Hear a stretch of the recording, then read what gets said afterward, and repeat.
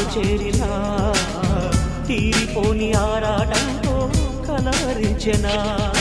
వెనకని తిరుగుతూ చెలి జత విడువదు దొరికిన వరముతు కుదురుగా నిలువదు ఏం చేస్తే బాగుంటుందో చెప్పని వెళ్త